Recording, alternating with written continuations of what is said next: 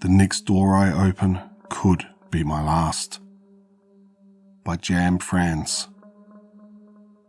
October 27th, 2015. Simone, Dave and I arrived at a club for a Halloween party. We didn't plan to stay long. It was a Tuesday and we all had to work the next morning. We joined a throng of people lined up and going in through the side door, but I realised I'd left my wallet in the car. We planned to meet up inside. The three of us were wearing these corny matching costumes, a tradition we'd had since we were kids, so it should have been easy enough to find each other. I will never forget the feeling, the allure of that side entrance door, as if everything I could ever want was through it. So much so that at the time, the unnatural appearance of the room on the other side hadn't remotely concerned me.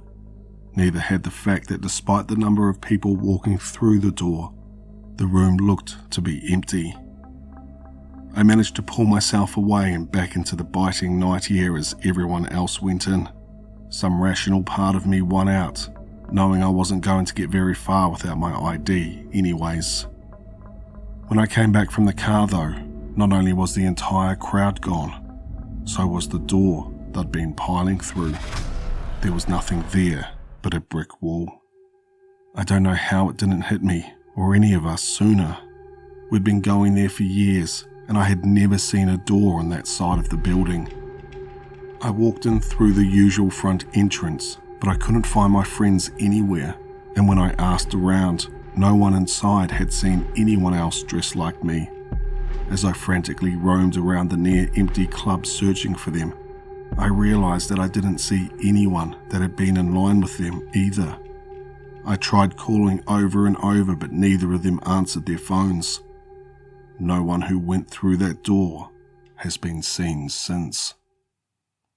For months, I spent my free time searching for answers online, and while I didn't really expect to find anything, it was something to distract me from the unanswered calls and texts and continued silence on social media. Part of me held on to the thought that even if they weren't here, maybe they were still okay somewhere. Maybe I could find a way to bring them back. It was better than spending my sleepless nights reliving that evening on repeat, trying to convince myself that I'd only imagined the pounding on the walls around me, the muffled voices tinged with fear and pain, just audible over the music. To my surprise, I did find a few testimonies and documentation from other similar-sounding incidents over the years, although some had been difficult to verify or, based on my own experience, obviously fake. So I started compiling my own notes from official sources and what I learned by talking to witnesses. I really wish that I could say what I found made me feel better, but if it did, I wouldn't be sharing this. I learned that sometimes the door takes the place of one that you have seen, maybe even used 1,000 times before. Other times, such as in our case, it appears in what moments prior had been only a blank wall. Although no one could say for sure what happens to those who go through it, the implications of what I did find made me sick. One thing I do know, once that door closes behind you, there is no coming back. Date of occurrence, October 30th, 2007. Source, security camera footage, eyewitness interview. One can only speculate what was going through his head in his final moments, but it's safe to say that Will Reynolds was having a shit morning. He'd been invited to his first job interview after nearly a year of looking, and somehow had transposed the address, apparently only realising his mistake after wandering through the wrong building for 15 minutes. So, there he was, running towards the elevator, likely hoping he could sprint across the city fast enough to only be extremely late rather than miss it entirely. According to the potential employers, he had apparently attempted to call to let them know, but no one answered because they were all sitting in a meeting room waiting for him. His last known words were a mumbled, out-of-breath apology. Cameras captured him skidding to a stop in front of a door, one that was not recognised by employees or present on footage before or since. and darting through it. We'll never know what he believed to be on the other side. We can only speculate, but we do know that Will never made it to the interview. Employees reported a muffled voice and knocking coming from behind that same wall for the next week or so, despite there being nothing other than the London skyline on the other side. It was at first hesitant, becoming frantic, frenzied, before dying down and eventually stopping. One of the witnesses told me in hushed tones over the phone how, not long after the knocking ceased, she saw the eventual seepage of pinkish sludge from the baseboards where the door had once been. She described it as something sour and coppery smelling that ate away at the hardwood floor. Unfortunately, this is only one of at least 10 suspicious disappearances reported as occurring on October 30th, 2007. What makes Will's unique is the camera footage. Unlike the incident back in '75 that were based only on eyewitness accounts and officially chalked up to mass hysteria, the one in '67 that has nearly become an urban legend. Unlike the decade of seedy cable game shows dismissed as scripted. Unlike the 1999 disappearance that I couldn't find a single person willing to talk to me about. Unlike the many nameless others that are gone without a trace other than a stubborn, lingering stain. For the first time, there was undisputed footage showing a missing man entering a door that, other than in a few frames of fleeting footage, did not exist. There were photographs of the soapy liquid, with bits of hair and teeth mixed in. Date of occurrence, October 26, 1999. Source, archived newspaper article. A reunion goes south. What happened to the missing Genzoli family? An extended family books a banquet hall in Kearney, Nebraska for a reunion. When the owner arrives to clean and lock up that night, he doesn't see the family, but notices their vehicles and several personal belongings in the parking lot. When the cars still haven't moved several days later, he alerts the authorities. The entire hall was later deemed unusable and is demolished. The article does not say why, although it mentions something described only as disturbing found inside. No members of the missing family were ever located. After I found the article about the 1999 disappearances, that's when I started seeing a pattern of when the door would show up. Every 8 years on the last Tuesday of October, without fail. I've still never figured out how to determine where. A few references I found in my research refer to it as the first door, supposedly based on its presence on a game show that aired off and on in the 1980s and early 90s. The kind of show that you'd only find late at night in the static between channels. Based on what I've learned though, I've always thought that the last door would have been a more appropriate moniker. Date of occurrences, 1983, 1991. Source, cable TV show, filming location unknown. The show seemed to air under several different names during that period, but the format was always the same. A man in an orange three-piece suit hosted what seemed to be a Jeopardy ripoff, where the winner got to choose a prize behind one of several doors. The questions and answers were bizarre, things viewers had never heard of, and I myself could never find any other references to either. This prestigious institute is home to the largest collection of rare artifacts, ranging from Qing Dynasty vases to the Charlottian era collection. What is the Katadesmos Museum?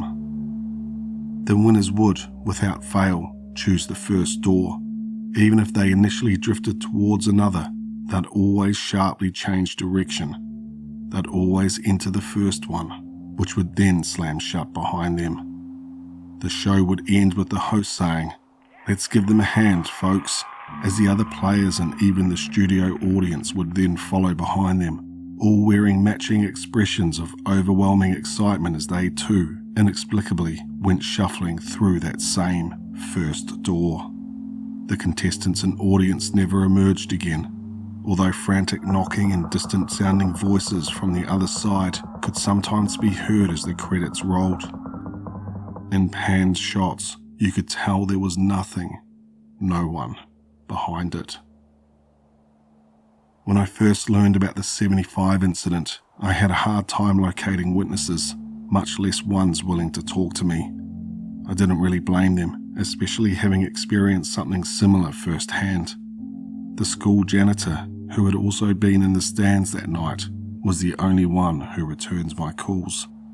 He was kind enough to show me around the grounds of the long-abandoned school while he told me what he had seen. Date of occurrence, October 28th, 1975. Source, eyewitness interview. The homecoming game at McKellar High School was expected to be unforgettable. A new stadium, a record-breaking year in terms of wins, and seniors offered college scholarships. And it was, just not in the way that anyone in the small town could have ever imagined. The team was expected to run out of the hallway of the athletics complex and onto the field, like they did for every home game. The band was geared up and playing, but the doors never opened. The team never emerged. The audience sat in confusion as cheers turned into nervous laughter, then concerned whispers. There were searches for the players, the coaches, but they were nowhere to be found. The janitor, who asked me not to use his name, choked up as he described the sounds of sobbing, knocking, and scratching through the athletic building. I heard them back up there for days, but even when we opened up the walls, we never found them. As bad as the sounds were, he told me that what haunted him more over the years was the silence that eventually followed. Not long after, the door to the field began to leak rancid, smelling, viscous fluid for weeks that ate away at the new turf. The missing coaches and team were never found, although several class rings would later be discovered in the partially melted plastic of the field. What happened in '67 was the largest single incident I've found evidence of so far. Luckily, despite some modern sources claiming it was fabricated or an urban legend, I was able to find documentation. I'm extremely grateful for that, since eyewitnesses have been impossible to locate. That is, if they're still living at all. Date of occurrence, October 31st, 1967. Source, microfilm. Pan Am's Flight 1919, fully booked and ready to depart from GSW to LAX, was delayed by the late arrival of the incoming plane.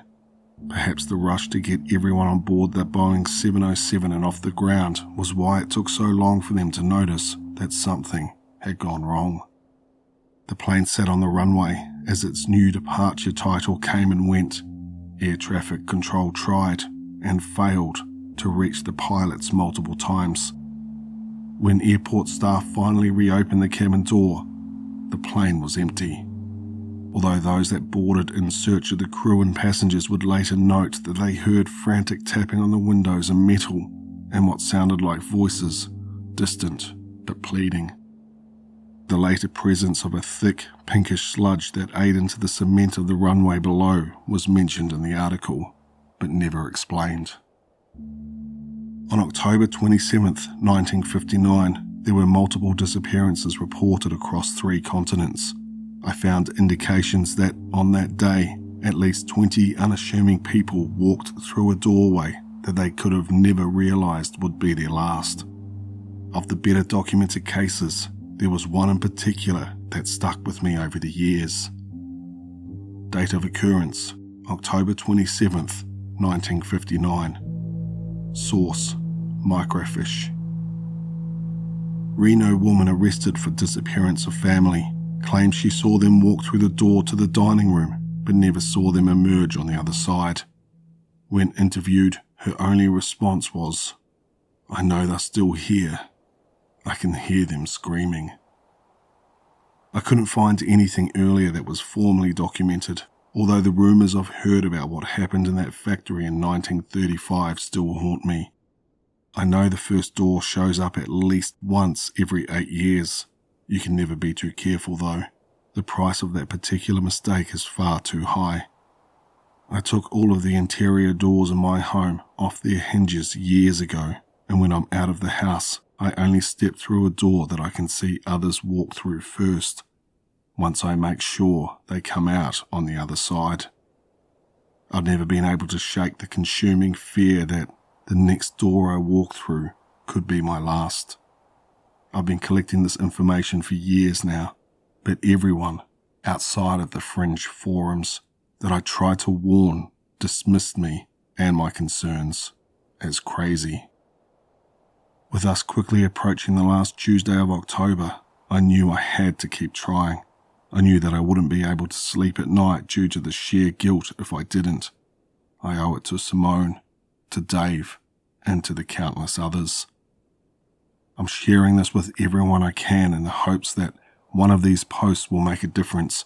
Maybe I can keep the first door from becoming someone else's last. Because although I don't know where, I know something is coming soon. And I have the feeling it's going to be something big. Something terrible.